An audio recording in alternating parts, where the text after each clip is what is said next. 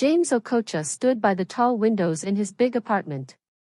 The city lights shone brightly, but he felt no joy looking at them. At 38, James was rich and successful. He owned big companies, a fancy house, and cars that people dreamed of having. But none of it made him happy. Deep down, he felt lonely. James had tried marriage twice, but both ended badly. Each time left him more hurt, more closed off, and less willing to trust anyone again. Now, his only focus was his work. Still, one thought kept coming back to him: who would carry on his name? He had no wife, no child, and no one to leave his success to. He wanted an heir, someone to continue the Okocha name and the empire he had built. While James sat in his quiet, lonely home, Anna Nwosu sat on the cold sidewalk of a busy street. Her head was bent over a piece of dirty cardboard as she drew with a pencil. Anna was only 26, but life had been hard for her. She was homeless, with no one to help her. Drawing was her only escape. Once, Anna dreamed of being an artist. She had gone to art school, and her teachers said she had great talent. But after her mother died and her father left her, everything fell apart. She had no family, no money, and nowhere to go. She had to drop out of school. Now she sat on the streets every day, drawing pictures to forget the pain in her heart. As people walked past her, too busy to notice, Anna's pencil moved quickly, sketching the face of a crying woman. She didn't draw for money or fame. She drew to let out the feelings she kept inside. James and Anna lived in completely different worlds, but their lives were about to collide. Neither of them could guess how much everything was about to change. James Okocha sat in his sleek black car, tapping his fingers on the steering wheel. He had made up his mind. He would find a way to have a child. He didn't want love or marriage, he just wanted an heir. To him, this was a business decision, something he could handle like one of his many deals. Driving through the city streets, James stared at the world outside his tinted windows, the noise, the chaos, the people. None of it touched him. He felt like an outsider looking in. As he stopped at a red light near the city center, his eyes caught something unusual: a young woman sitting on the sidewalk, her head bent over a piece of cardboard. Her brown hair was messy, and her clothes were worn, but she wasn't begging or holding a sign. Instead, she was drawing. James squinted, curious. She seemed completely lost in her work, her pencil moving quickly over the cardboard. People walked past her without a second glance, but she didn't seem to care. There was something about her that held his attention, a quiet strength in the way she focused, as if the noisy world around her didn't exist. The light turned green, and the car behind him honked impatiently. James drove on, but his thoughts stayed with the woman on the sidewalk. Who was she? Why was she there? And why couldn't he stop thinking about her? A few blocks later, James found himself pulling into a parking lot. He sat there, staring at the steering wheel. This is ridiculous, he muttered to himself. But the feeling wouldn't go away. Before he could change his mind, James turned the car around and drove back to where he had seen her. She was still there, now shading in part of her drawing. He parked by the curb and rolled down his window. "Hey, you," he called out. The woman looked up, her blue eyes narrowing as she studied him. "What do you want?" she asked, her voice firm but wary. "Come here," James said, his tone calm but commanding.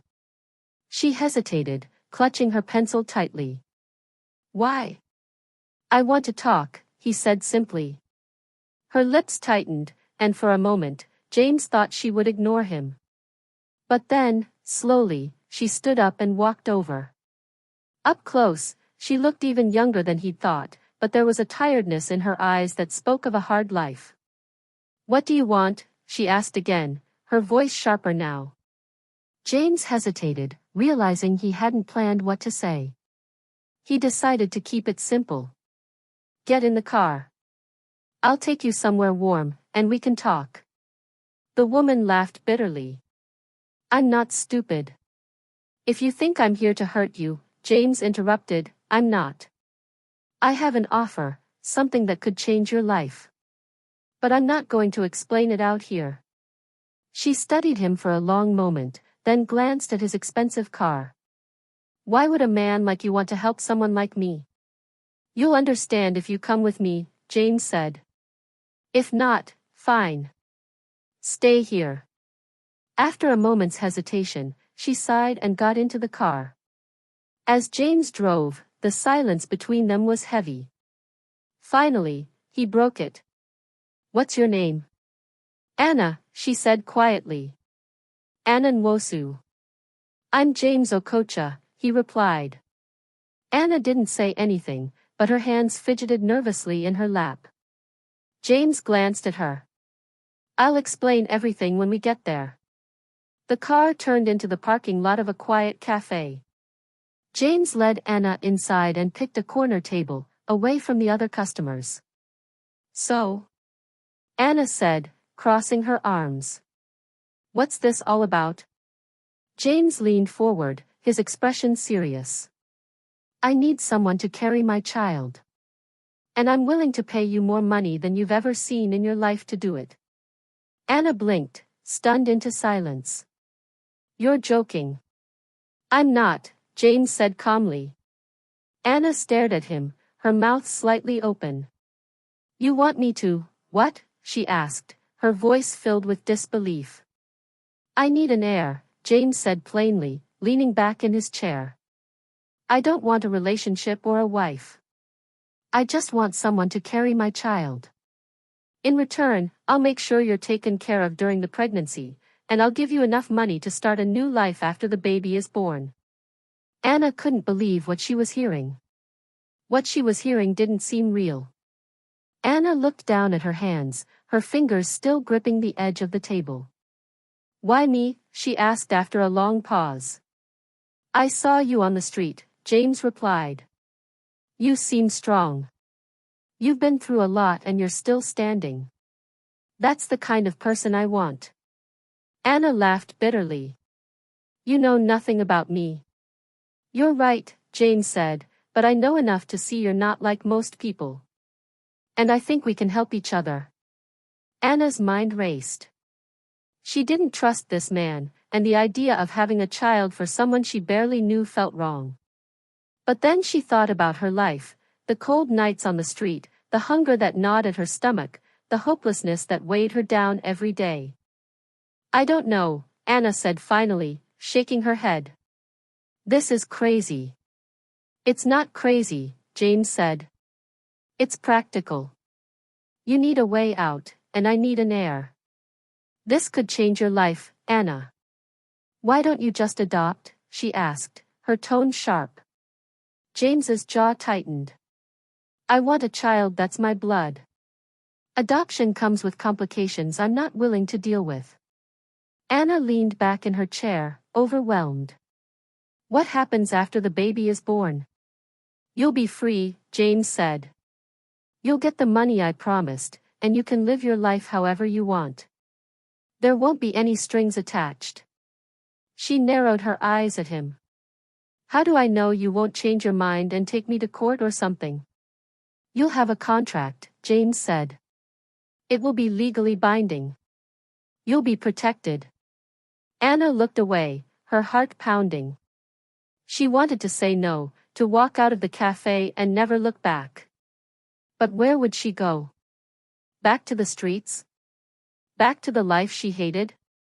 She glanced at James, who sat there calmly, waiting for her answer. He didn't seem like the type to lie or make empty promises. But could she really trust him? "I need time to think," Anna said finally. James nodded. "Take 24 hours. After that, I'll move on." Anna stood up, her legs shaky beneath her. "Thanks for the offer," she said, unsure of what else to say. "Think carefully," James said as she turned to leave. "This is a chance to change everything." That night, Anna sat in the park, staring at the cloudy sky. James's words echoed in her mind. This is a chance to change everything. She had nothing to lose, no home, no family, no future. But could she really go through with it? The next morning, Anna woke up on a park bench, her body aching from the cold. She had barely slept, her mind circling around James's offer. She hated the idea of being part of such a strange arrangement, but the thought of returning to her hopeless life made her stomach churn. She took a deep breath, brushed off her coat, and walked toward the cafe where she had met James. Her heart pounded with every step. When she pushed open the door, James was already there, sitting at the same corner table. He looked up as she approached, his expression unreadable. "You've decided?" he asked simply. Anna sat down across from him. "I'll do it," she said, her voice steady even though her hands were trembling. James nodded, as if he had expected this. "Good. I've already started preparing everything. You'll move into my home today." Anna blinked. "Today? Isn't that too fast?" "I don't waste time," James said. "We'll have a contract ready for you to sign by the evening. It will lay out everything, your responsibilities and mine. You'll be taken care of from now on." Anna bit her lip. "And the money? You'll keep your promise?"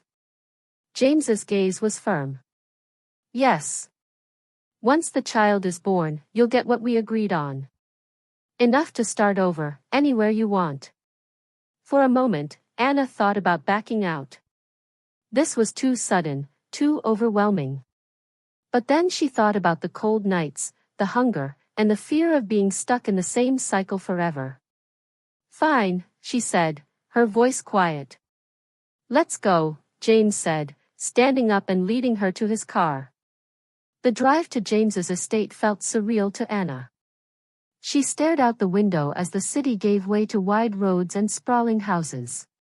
When they arrived, the gates to his mansion swung open, revealing a massive house surrounded by perfectly trimmed gardens. Anna swallowed hard. She had never seen anything like it. Inside, the house was even more intimidating. Marble floors, tall ceilings, and sparkling chandeliers made her feel completely out of place. "This is where you'll stay," James said, showing her to a spacious bedroom. The bed was huge, covered in soft white sheets, and the windows overlooked the garden. Anna ran her fingers over the fabric of the bedspread, unable to hide her awe. "This doesn't feel real," she whispered. "It's real," James said. "You'll get used to it." He turned to leave, but paused at the door. "There's one more thing," he said. "My assistant, Mr. Williams, will bring the contract tonight. Make sure you read it carefully before signing." Anna nodded. "Okay." After James left, Anna sat on the edge of the bed, trying to process everything. It was overwhelming, this house, this deal, this new life. She didn't know what she had gotten herself into, but she knew there was no turning back now. She was desperate and homeless. She also needed the money to go back to school. The terms were clear: she would carry James's child, and in return, he would provide her with everything she needed. Once the child was born, she would leave with enough money to start a new life. It sounded simple. But as she sat there, the weight of what she had agreed to settled heavily on her chest. The next few weeks were a whirlwind.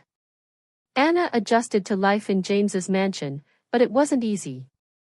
The staff, though polite, kept their distance. And the house felt more like a museum than a home. She often wandered its grand halls, feeling out of place among the marble floors and sparkling chandeliers. James, true to his word, ensured she had everything she needed. But he remained distant. He was polite but cold, their interactions limited to brief conversations during meals or updates on her medical checkups. One evening, as Anna walked through the house, she stumbled upon a room she hadn't seen before. Inside was a bright studio filled with art supplies, paints, pencils, canvases, and even an easel. On the table was a small note in James's neat handwriting. You mentioned you love to draw. I thought this might help. Anna stared at the note, her chest tightening. For a man who seemed so detached, this small gesture felt strangely personal. A week later, Anna and James found themselves sharing dinner in the mansion's grand dining room. It was a rare moment when they were both relaxed. You've been quiet, James said, breaking the silence. Anna shrugged. I'm still getting used to all of this. It's overwhelming. I imagine it would be, James admitted. He hesitated, then added, You've been through a lot, haven't you? Anna glanced at him, surprised by his question. She nodded. Yeah. Life hasn't been kind. But I guess it made me stronger. James's gaze softened. Strength is something I admire. They talked late into the night, sharing stories they hadn't told anyone before. James spoke about his estranged relationship with his father, a man who had valued money over family. Anna opened up about her dreams of becoming an artist and how life had stolen that dream from her. For the first time, they felt like equals, two broken souls finding a strange comfort in each other's company. One thing led to another, and before the night ended, they shared a moment of intimacy that neither had expected. A few weeks later, Anna felt different. She couldn't explain it, but something inside her had changed. A doctor's appointment confirmed what she already suspected: she was pregnant. The news filled her with a mix of emotions. On one hand, this was what she had agreed to. On the other, she couldn't ignore the small spark of attachment she already felt to the life growing inside her. As the weeks passed, Anna began to question her decision. Could she really walk away from her child? Could she hand over a baby she was already starting to love? One morning, Anna was sitting in the garden when a sharp voice interrupted her thoughts. And who are you supposed to be? Anna turned to see a well-dressed woman standing at the edge of the garden. Her posture was stiff, her gaze cold. I'm Anna, she said cautiously. I'm Linda Okocha, the woman replied, her tone dripping with judgment. James's sister. Linda wasted no time making her intentions clear. She questioned Anna's presence, her intentions, and even her character. How do I know you're not just here to take advantage of my brother? She demanded. Anna felt her chest tighten, but she refused to back down. I'm not here for his money, she said firmly. I'm here because we made an agreement. That's all. Linda wasn't convinced. Over the next few days, she planted seeds of doubt in James's mind, questioning whether Anna could be trusted. James, though conflicted, couldn't ignore his sister's words entirely. Despite Linda's interference, James found himself spending more time with Anna. He couldn't explain it, but there was something about her honesty and strong will that drew him in. One evening, as they sat in the studio he had set up for her, James opened up about his father. He never cared about me, James said, staring at the floor. All he wanted was control. Control over me, over everything. Anna listened quietly and then said, I know what it's like to feel abandoned. My father left me too, after my mom died. It's hard to trust anyone after that.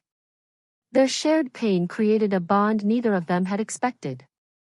For the first time, James felt like he could let his guard down, and Anna began to see that beneath his cold exterior was a man who had been hurt just like her.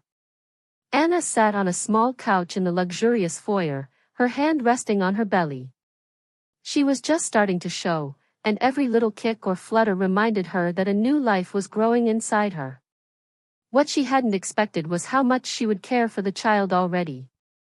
The agreement she'd signed with James now felt like a weight around her neck. She had told herself it was just a deal, but the thought of handing over her baby after birth made her chest tighten. This wasn't just any child, it was hers. Meanwhile, James was spending more time with Anna. He wasn't sure why, but something about her honesty and strength made him feel at ease. They shared quiet moments in the art studio, talked about their dreams and fears, and even laughed together over small things. One evening, James looked over at her. "You've changed since you first came here," he said. Anna smiled softly. "Maybe it's because I feel safe for the first time in a long time." James paused, his eyes serious. "You deserve to feel safe, Anna. I'll make sure nothing happens to you or the baby." Anna wanted to believe him, but her mind was clouded with doubt. Would he feel the same way when he knew everything about her? In another part of the mansion, Linda Okocha sat in the living room, her phone pressed to her ear. "I want everything you can find on her," she told the private investigator she had hired. "I don't trust her, and I'm not going to let my brother ruin his life because of some gold digger." Over the next few days, Linda received files, photos, and records about Anna's past. Among the findings was something she knew would shake James: Anna had a criminal record.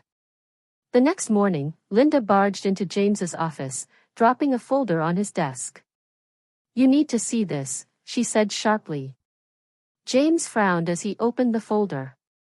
Inside were documents showing that Anna had been arrested for shoplifting when she was 17. There was also a report about her being homeless and a note about her being expelled from art school for missing too many classes. "What is this supposed to prove?" James asked, his voice calm but cold. "It proves she's not who she says she is," Linda replied. "She's been hiding things from you." James's face hardened. "Leave, Linda." "But..." "Leave." Linda huffed but left the room, slamming the door behind her. Later that evening, James found Anna in the art studio, painting quietly. He stood in the doorway for a moment before stepping inside. "Anna, we need to talk," he said. She turned, her face falling when she saw the serious look in his eyes. "What's wrong?" "I know about your past," James said, holding up the folder. "Why didn't you tell me you had a criminal record?" Anna froze, her heart pounding. "I was going to tell you," she said quietly, "but I was scared. I didn't want you to think I was a bad person."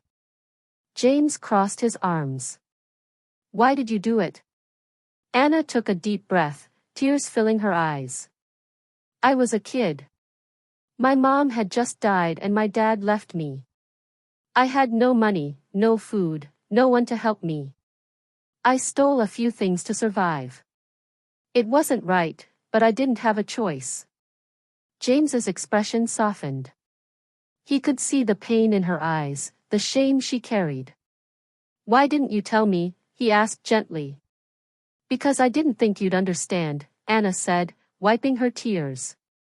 "People always see me as a criminal, as someone who's not good enough. I didn't want you to see me that way too." James stepped closer, his voice firm but kind. "Anna, I don't care about your past. What matters to me is who you are now. And I see someone strong. Someone who's been through hell and kept going. That's what I care about." Anna looked up at him, surprised by his words. "You really mean that?" "I do," James said. "But from now on, no more secrets. I want to know everything, no matter how hard it is." Anna nodded, relief washing over her. For the first time in a long time, she felt like someone truly saw her, not just her mistakes, but who she was beneath them.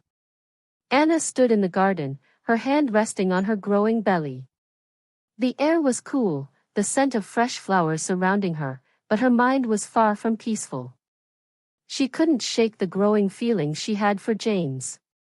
He had surprised her in so many ways, showing her kindness and understanding when she had expected only coldness. But those feelings terrified her. Falling for James wasn't part of the deal. Inside the mansion, Linda paced the living room, her phone in hand. Her conversation with Julia, James's ex-wife, had gone exactly as she hoped. "I'll visit soon," Julia had said, her voice dripping with charm. "I've been thinking about James a lot lately. Maybe we were too quick to give up on each other." Linda smiled to herself. She couldn't stand Anna and didn't trust her. But Julia? Julia was perfect, polished, wealthy, and most importantly, Linda's close friend. Linda was convinced Julia was the right woman for James and the child.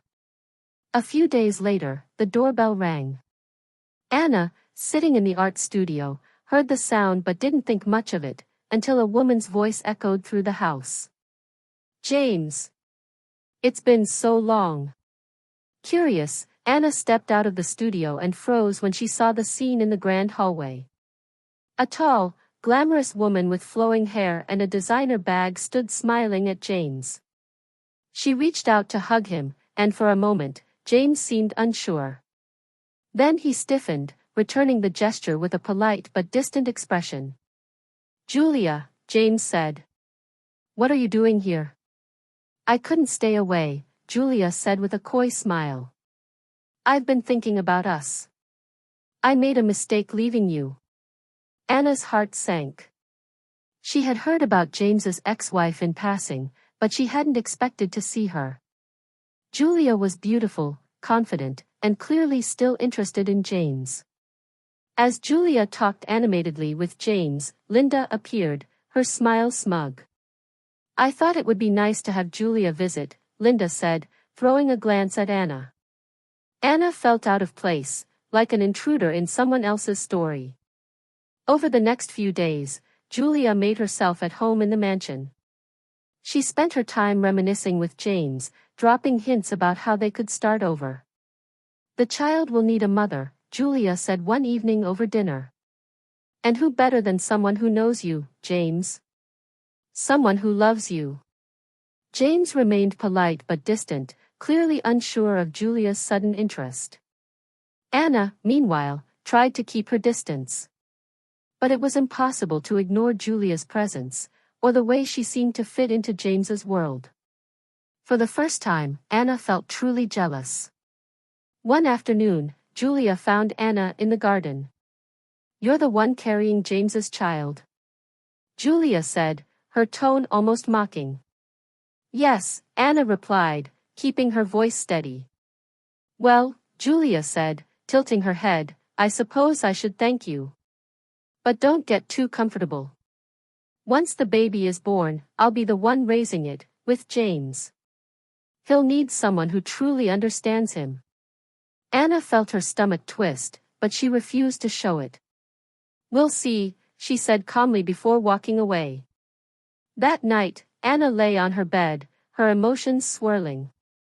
She realized it wasn't just jealousy she was feeling, it was something deeper. She wasn't just attached to the baby. She was attached to James. I'm in love with him, she whispered to herself, the words both a revelation and a burden. But what could she do about it?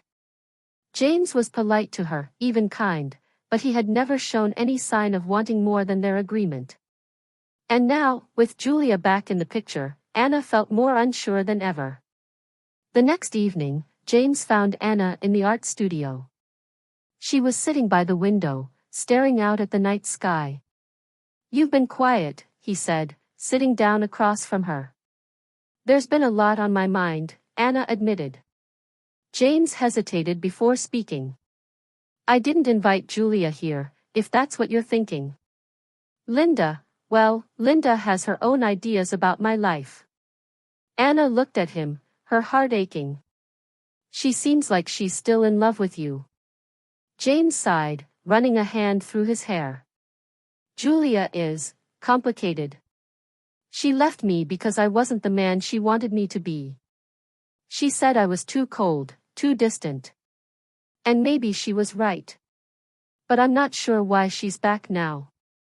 Anna hesitated, then said softly. Maybe she sees what I see, that you're not cold. You just don't let people see the real you. James's eyes met hers, and for a moment, the tension between them felt almost unbearable. He reached out, gently covering her hand with his. Thank you, he said quietly, for seeing me. Anna's heart pounded in her chest. She wanted to tell him everything, how she felt, how much he had come to mean to her, but the words caught in her throat. Instead, They sat in silence, their hands still touching as the night stretched on. Julia's presence in the mansion was like a storm cloud that refused to leave. Every moment she spent with James seemed calculated, every glance at Anna filled with disdain. Anna tried to keep herself busy, retreating to the art studio or taking long walks in the garden. But the tension was impossible to escape. Linda, meanwhile, used every opportunity to undermine Anna.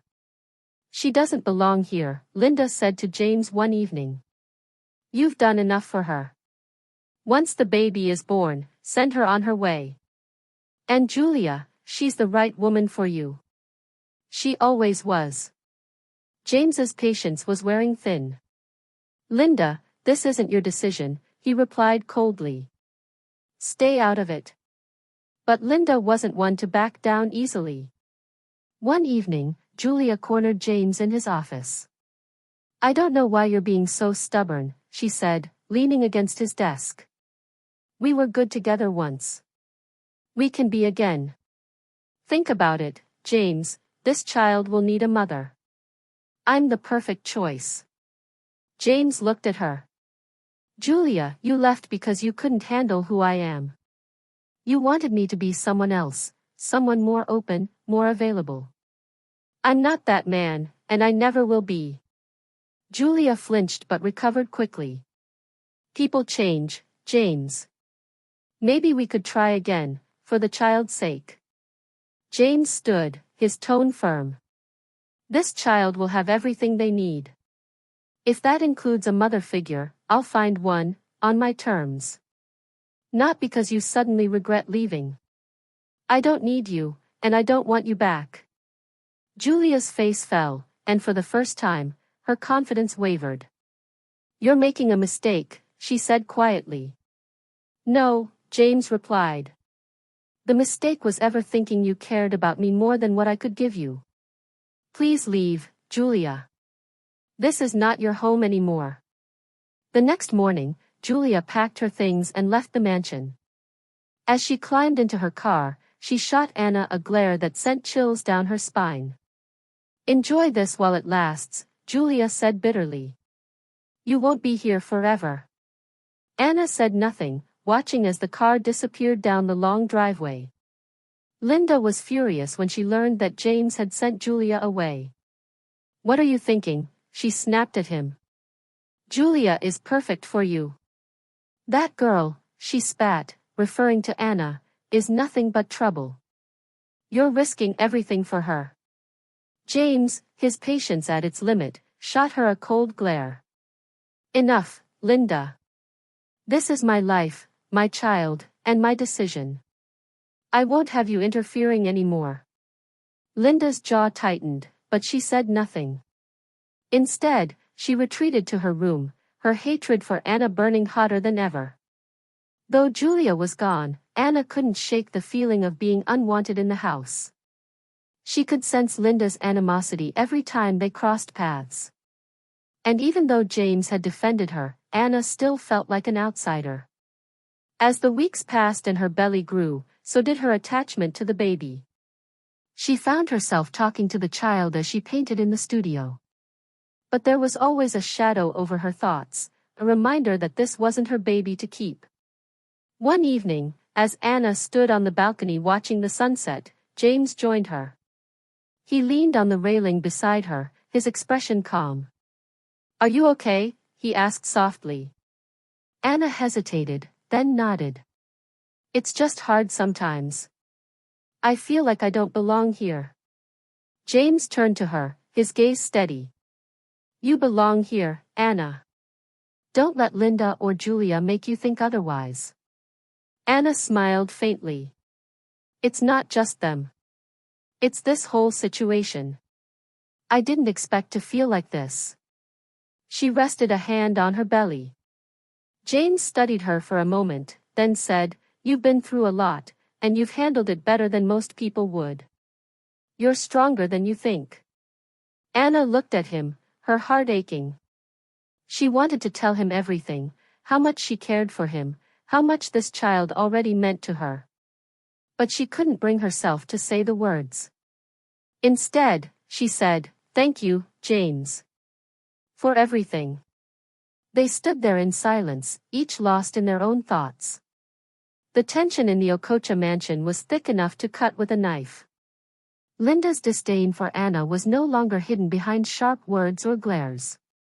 It was clear in everything she did. Every small kindness James showed Anna seemed to fuel Linda's anger, and it was only a matter of time before she acted on it. One morning, Linda stormed into James's office, her face red with fury. "You're letting that woman ruin everything," she snapped, slamming a folder onto his desk. "What now, Linda?" James asked, his tone weary. "She's playing you, James. This isn't about the child, it's about your money and your name. How do you know she's not lying about everything?" James's patience finally snapped. He stood, towering over his sister. "Enough, Linda. I've told you to stay out of this. Anna is here because I chose her. If you can't accept that, maybe it's time for you to leave." Linda's mouth fell open in shock. "You're choosing her over your own family?" "I'm choosing peace over your constant interference," James replied firmly. "This is my life, and you don't get a say in it anymore." Linda stormed out of the room, her heels clicking angrily against the marble floor. But she wasn't done, not by a long shot. A few days later, James insisted on accompanying Anna to her routine medical appointment. Anna was nervous, not just about the checkup, but about being in such close proximity to James after their recent quiet moments together. The doctor greeted them warmly and began the ultrasound. Anna lay on the examination table, clutching the edge as the cold gel was applied to her belly. James stood nearby, his arms crossed but his gaze focused intently on the monitor. As the doctor moved the transducer, the rhythmic sound of a heartbeat filled the room. Anna smiled, tears springing to her eyes. But then, a second, equally steady heartbeat joined the first. The doctor's face lit up. "Well, this is a surprise," she said. "You're having twins." Anna's jaw dropped. "Twins?" James leaned forward, his usually stoic face showing rare emotion. "Are you sure?" The doctor nodded, pointing to the screen. "Here's baby 1, and here's baby 2. Both are healthy and growing perfectly." Anna stared at the screen, a mix of awe and fear washing over her. 2 babies. 2 lives. She had agreed to this deal thinking it would be 1 child, but this changed everything. James was silent as they left the clinic. That evening, Anna sat in the art studio, her mind racing. She couldn't stop thinking about the twins. They weren't just part of an agreement anymore. They were real, and they were hers. James found her there, standing in the doorway for a moment before speaking. "Twins," he said, as if testing the word. Anna turned to him, unsure of what to say. "I didn't expect this," she admitted. "Neither did I," James replied, stepping inside. "But it's not a bad thing." Anna blinked in surprise. "You're okay with this?" James hesitated, then nodded. "It's a lot to process, but yes. I've spent my whole life planning everything, controlling every outcome. This is something I didn't see coming. But maybe it's what I need." Anna looked at him, her heart aching. She saw something in him she hadn't seen before, a hint of vulnerability, of someone who was finally letting go of his need for control. "James," she said softly. "These babies, they're more than just part of a deal to me." He met her gaze, his eyes searching hers. "I know," he said quietly. "And they're more than just heirs to me." For a moment, they simply looked at each other, the weight of unspoken words hanging between them. Meanwhile, Linda was plotting. She knew she had lost James's ear, but she wasn't ready to give up. She made a call to a lawyer she knew, hoping to find a way to challenge Anna's place in James's life, and if possible, the arrangement they had made. Anna sat in the nursery, running her hands over the soft blankets that had been carefully arranged in the cribs. The room was beautiful, painted in soft pastel colors, with toys and books neatly lined up on shelves. It was everything a child could want. But every time Anna looked at it, her chest tightened. She had agreed to this arrangement thinking it was just a deal. But now, as the twins grew inside her, she couldn't ignore the love she already felt for them. The thought of handing them over after birth felt impossible.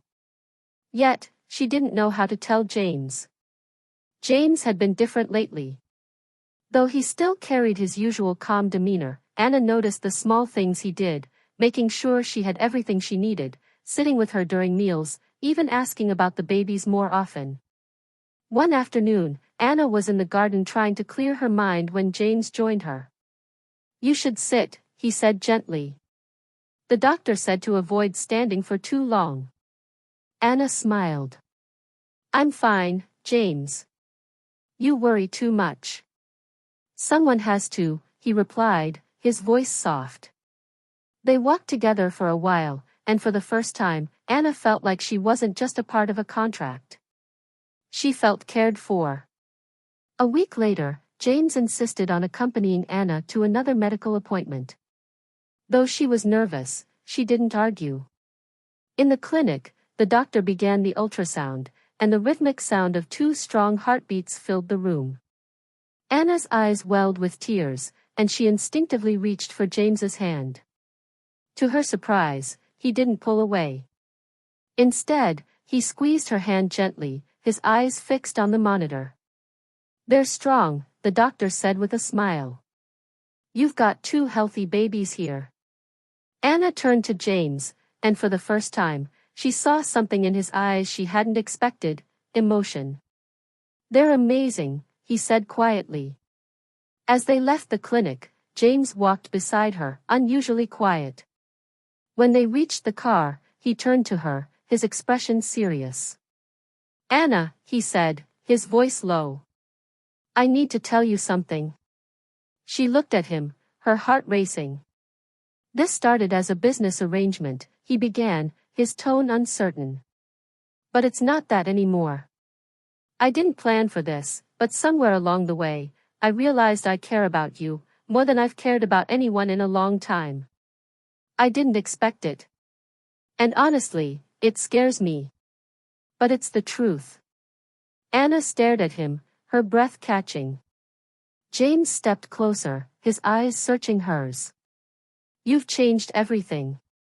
Anna stared at him, her breath catching. "James," she whispered, unsure what to say. The raw honesty in his eyes shook her. She had hoped for this, dreamed of hearing those words, but now that they were real, she was overwhelmed.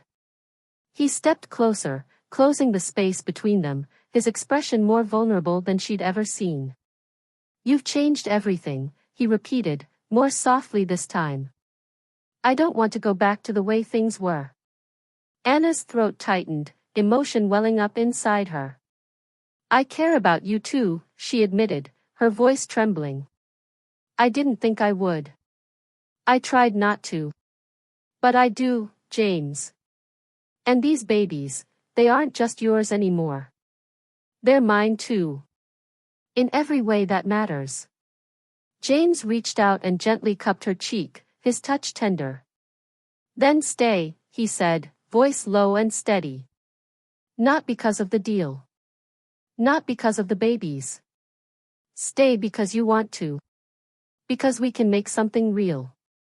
Tears spilled down Anna's cheeks as she nodded. For the first time since stepping into the mansion, she felt like she truly belonged, not just as a surrogate, but as a woman who had found something she didn't think she would: love, family, and a future she could believe in. As the sun dipped behind the trees and the sky turned shades of gold and rose, James pulled her into a gentle embrace. In that moment, it wasn't about contracts, mistakes, or the past. It was about them, 2 people, flawed and healing, standing on the edge of something beautiful. But inside the mansion, a storm still brewed. Upstairs, Linda stood by the window, watching them with narrowed eyes. The lawyer's number still glowed on her phone screen. Her heart simmered with resentment. She wasn't done, not yet. Whatever James thought he had found, she would make sure it didn't last.